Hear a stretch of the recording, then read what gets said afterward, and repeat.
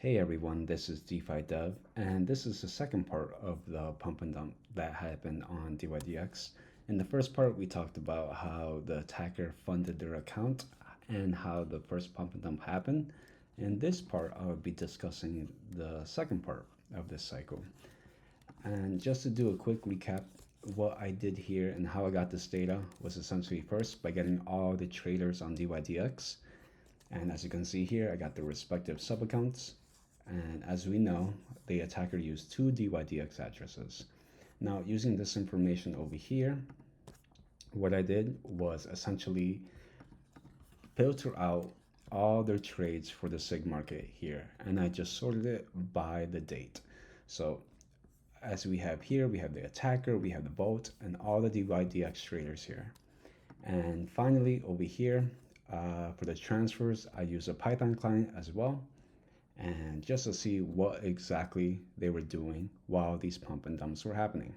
So we have their deposits, their withdrawals, all from both of the DYDX addresses from the attacker. Let's talk about the summary of what happened in pump and dump number one. The attacker comes into DYDX, deposits fund, immediately launches a subvote for SIG market. And when that happens, just 5 minutes later, the attacker starts placing a long leverage position against the vote. Remember, the vote is there to provide liquidity. It takes on the short position, right? And eventually, along in a few minutes, winner three comes in, which is another DYDX user, takes a long position here as well. Now, one thing you have to know is that the vote essentially only lasts for 40 minutes. 40 minutes up to here until it's effectively drained. The sub vote is drained, okay? There are no more funds in the sub vote for SIG market.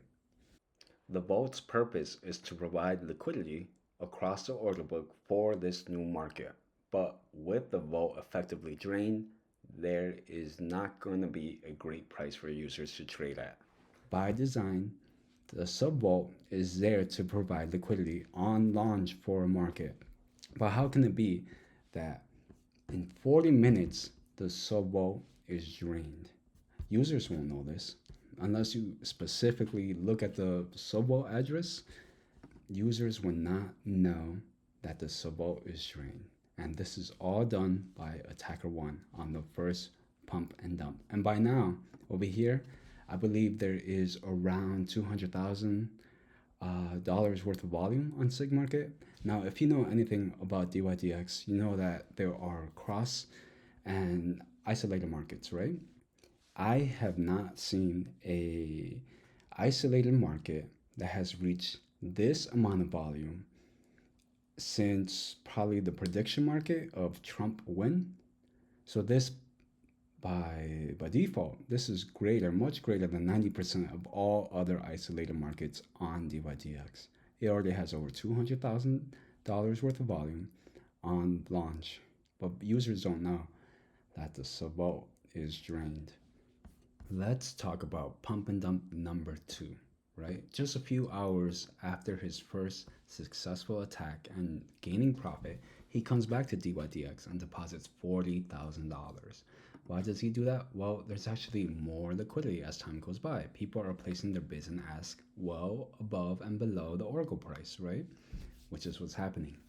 In fact, as you can see here, at 10:48 a.m., he buys at a premium price of 0.00004. Meanwhile, on the open market, SIG is only worth this amount. The attacker is willing to pay a 30% plus premium to buy SIG on DYDX. Now you might be wondering why. Why is the attacker paying overprice for SIG? Well, it's because what he's about to do next. He's not done yet. He's taken up all the liquidity from DYDX user winner 1, victim 1, again, victim 1 here, victim 3. He is just leveraging long. As you can see here, he's taking it from winner 2, victim 1, victim 2. And over here is where I want to mark something, as you can see here. Right? At this point, the attacker has a very large position of SIG right here. at column E, you can see exactly the prices that he was willing to pay at for the attacker. As you can see here, the price is 0.004, ranging all the way up to 0.000596, right? And keep in mind, the price of CIG is not even close to that yet, okay? He is paying upwards of 90% above the Oracle price. Just keep that in mind. He is paying a huge premium to leverage long this position. Now, at one point, at around 11 a.m., I would say, at one point, he deposits more funds right here. He deposits $20,000 to his account. And as you can see here, someone is actually deleveraged right there. Winner one makes a profit. Not at these ridiculous prices over here, right? Not at these prices. Not at 0.005. No, it's very close to the Oracle price. So now that part of his long position was closed due to winner one, and winner one has profits, it is around the same time where he begins buying SIG on the open market, around 11:03, the same time, okay? And now we have a new player on DYDX who's willing to short, give him a ask price of 0.0047. But you have to remember the price is still around 0.003. So he's still paying a huge premium on taking on this buy position, okay? And it is around here where he realizes that part of his position is closed off.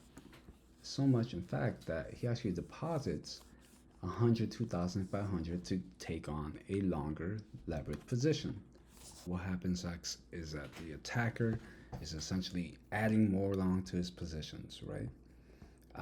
Winner one and winner two are essentially selling him at a price that is very higher than the Oracle price as well.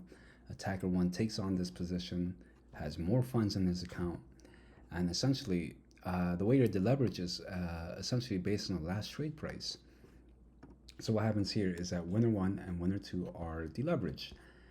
In fact, they actually make a profit because when you close out of your position, it's based on the Oracle price.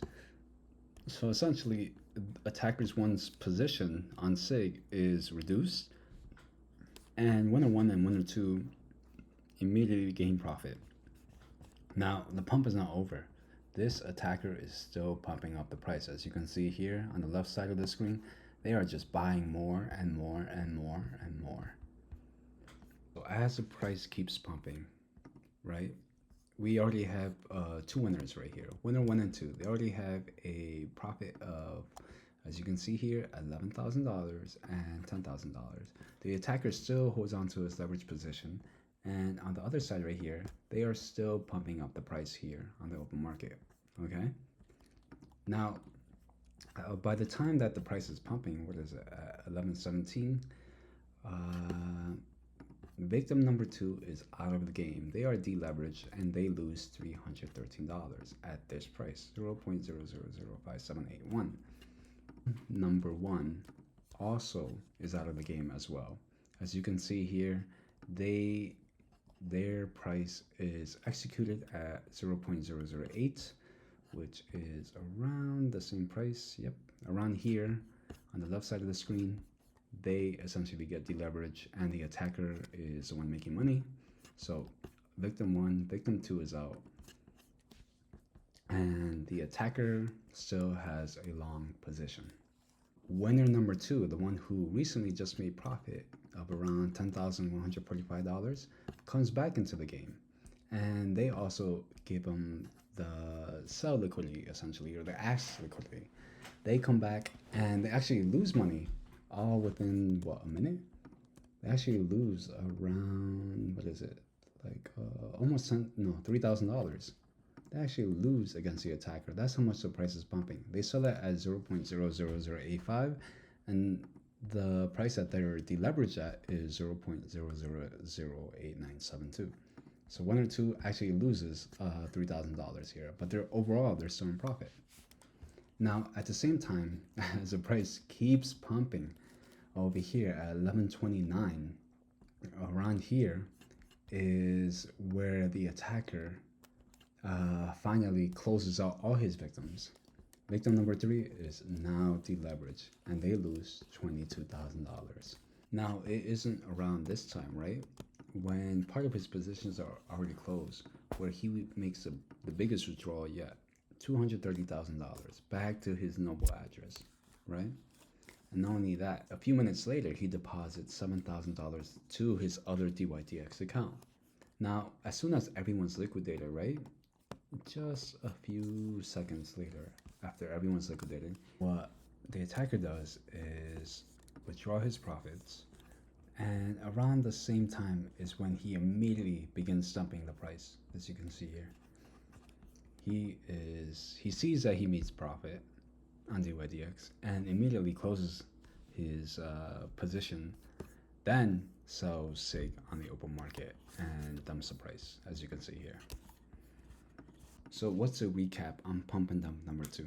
Well, the attacker comes back to DYDX and sees that there is more liquidity on the SIG market that he just launched.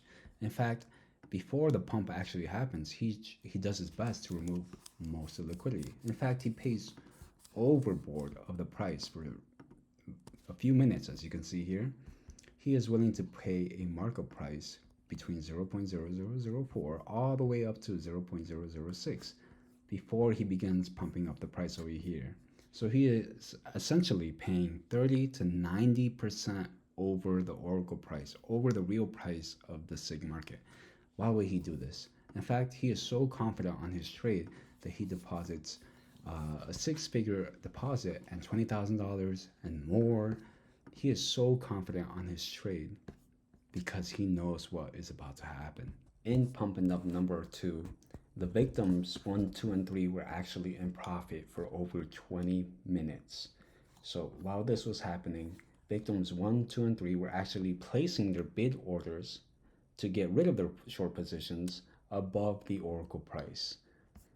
The attacker was paying a very large funding rate to hold on to their large positions. The victims here were placing their bids above the Oracle price to get rid of their positions. But unless a new DYDX user takes on that trade or the attacker closes their positions, there is no way out.